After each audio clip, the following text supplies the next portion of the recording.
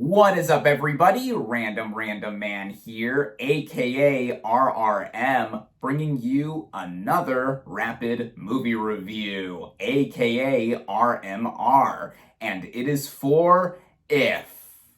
Now, the plot of this live-action animated fantasy comedy basically follows a young girl and her neighbor who find themselves able to see imaginary friends, or ifs. This young girl, B, is played by Kaylee Fleming, and she is our lead. I think that she effortlessly is able to carry the whole movie basically on her shoulders, as not only does she have a bright presence with her smile gleaming up the screen every time she does it, but her character also has a lot on her mind, going through a specific point in her life, and now suddenly encountering all these ifs is something that is able to guide her across the narrative. Then we have Ryan Reynolds as Cal, B's neighbor, and the only other person able to see these ifs, and also acts as their handler of sorts as he is trying to help them find a home after their creators have all grown up. This is a role that's quite different for Reynolds, as he's not just doing his Deadpool shtick in trying to be funny at almost every moment. He is much more reserved here and introspective, and I thought that was refreshing to see. We have a lot of notable names voicing the various ifs here, including Steve Carell as Blue. The joke is that his character is purple, but his name is Blue. Blossom, voiced by Phoebe Waller-Bridge. And my favorite of the ifs was the teddy bear, voiced by the late great Louis Gossett Jr., and now one of his final film roles. And then we have other human characters here, like Fiona Shaw as B's grandma. Always nice to see her. Alan Kim from Minari having a cute little role as a patient in a hospital. And John Krasinski playing B's dad. And speaking of Krasinski, this is the latest film written, produced, and directed by him, and this is quite a departure from his last two directorial efforts with A Quiet Place and A Quiet Place Part 2, as now he is tackling material that is suitable for all ages, and I think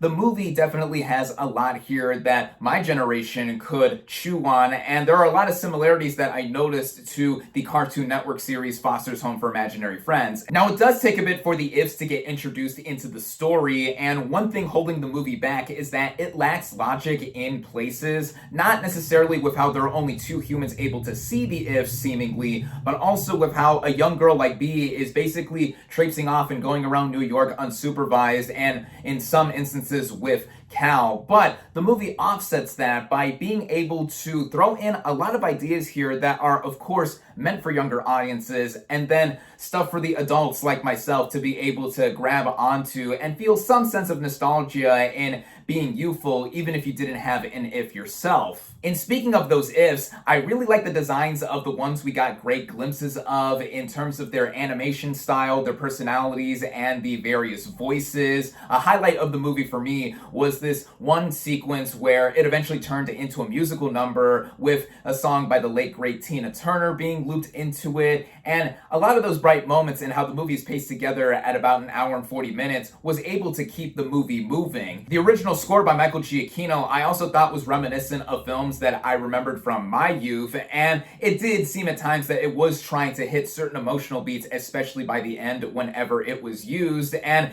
that also goes in the way of the movie being predictable. I mean, of course, there are moments that kids are not going to pick up on right away that I, an adult, was able to see hints at right away, and also with how the movie does come together to be something that if you're not into the whole tone that it is going with, which can be described as twee or whimsical, then this movie is really not going to be something that you're going to be taken by. In short, I think If has its heart in the right place, even if, no pun intended, it lacks logic and is predictable. I think there is enough in here, though, for families and audiences of all ages to be able to head out and see this thing in theaters, and generally, I would cautiously recommend it. With that, my final verdict for If is 3 out of 5 stars.